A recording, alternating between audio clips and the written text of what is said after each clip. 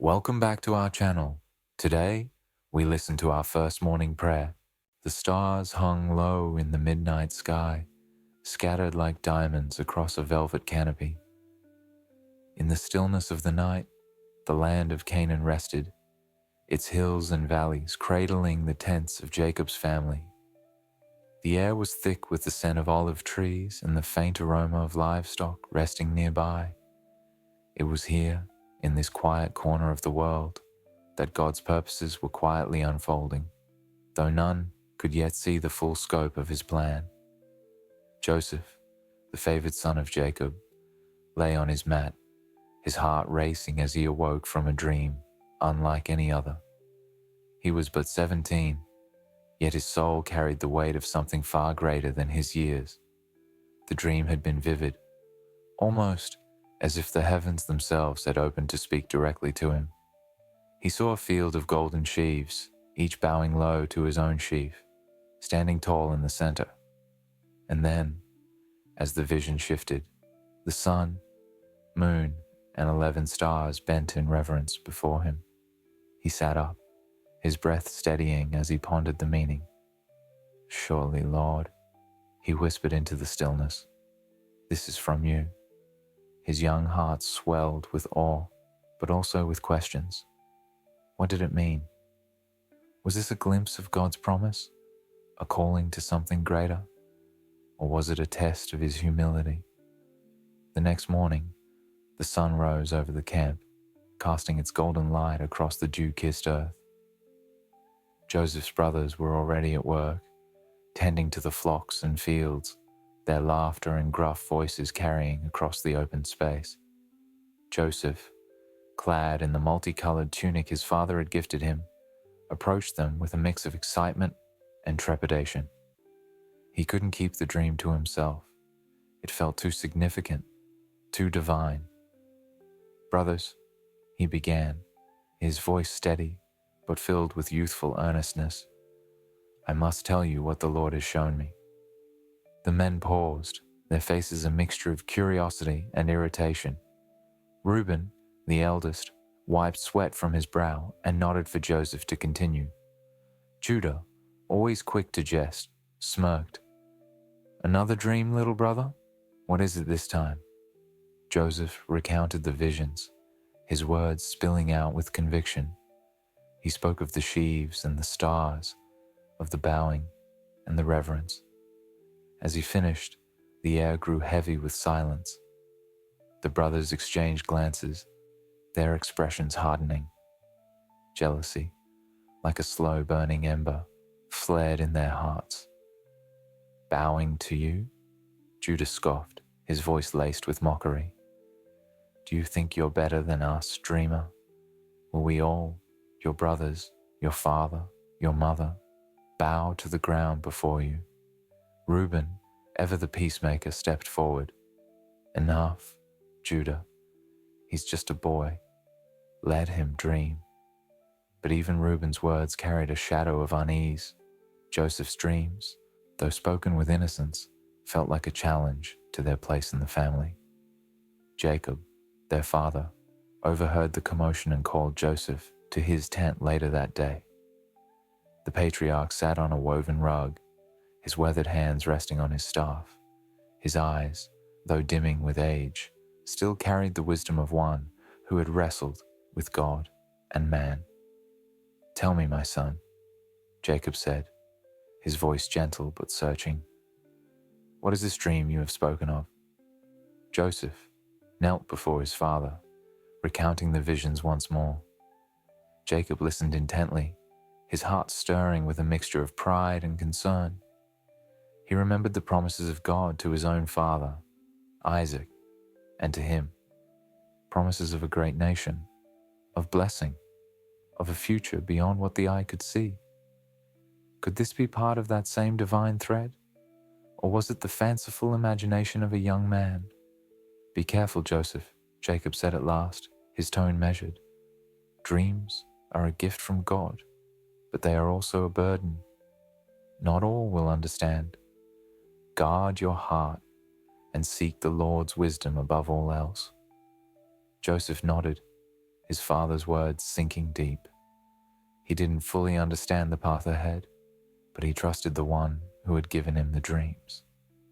That night, as he lay once more under the vast canopy of stars, he prayed, "Lord, if these dreams are from you, let them come to pass in your time. If they are not, take them from me. But above all, let me walk in your ways, for I am your servant." The days turned into weeks, and the tension among the brothers grew. Joseph's tunic, a symbol of their father's favor, became a constant reminder of their resentment.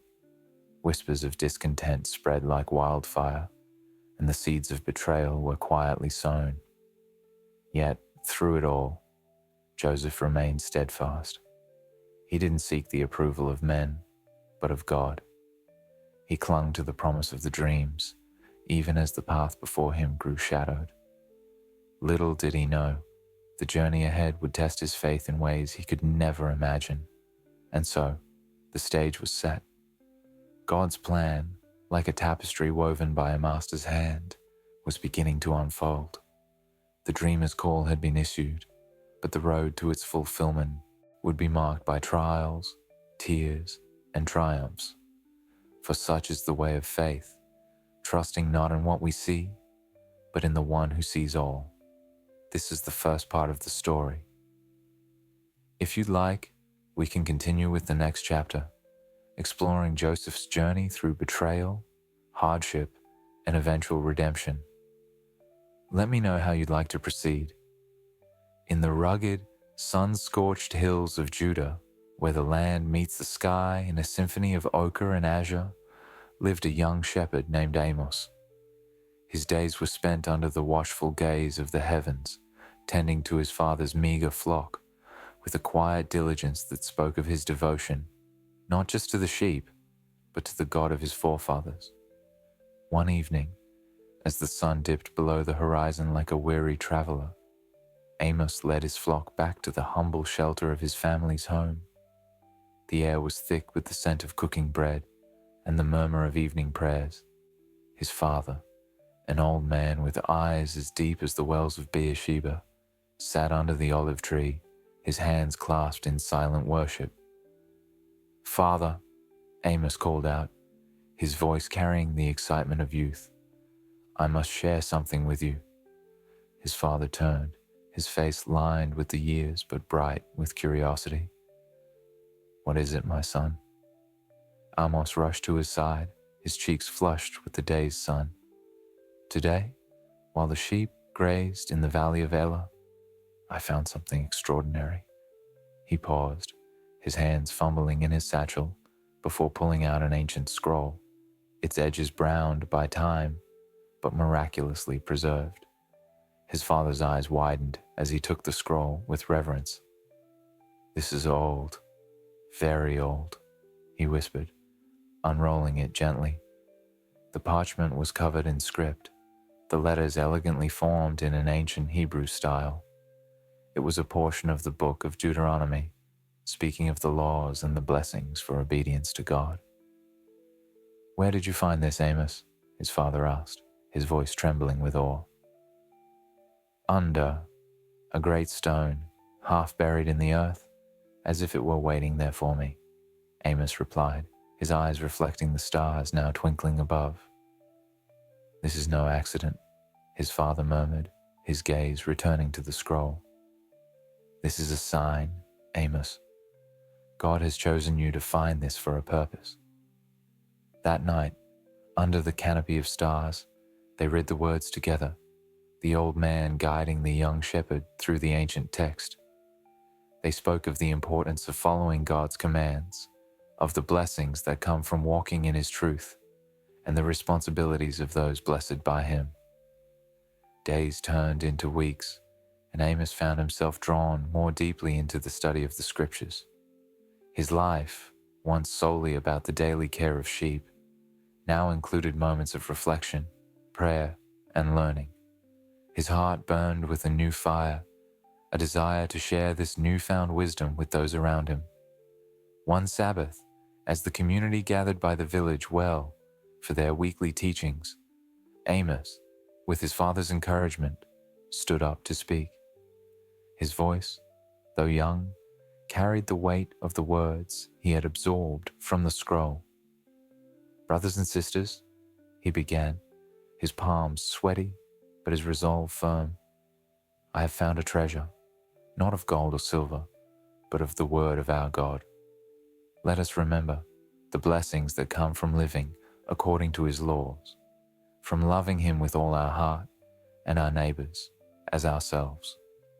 The community listened, some with skepticism, others with a stirring in their spirits. Here was a young shepherd, barely out of boyhood, speaking with the authority of one touched by the divine. After the gathering, an elder approached Amos. "Young man, your words carry wisdom beyond your years, but wisdom must be lived to be truly understood. Will you remain with us, teaching and learning, now that you have tasted of the Lord's scroll?" Amos, looking into the eyes of the elder, felt a calling deeper than the care of his flock. "Yes," he said, his voice steady. "I will serve where God leads me." Thus began Amos's journey from shepherd to teacher, from the quiet hills to the heart of his community, guided by an ancient scroll and the eternal wisdom of God. In the small village of Shiloh, nestled under the shadow of the hill where the tabernacle stood, lived a potter named Eliab. His hands were rough from years of shaping clay, his eyes weary from watching the wheel spin, but his spirit was kind, shaped by his faith and the teachings of the priests at the tabernacle.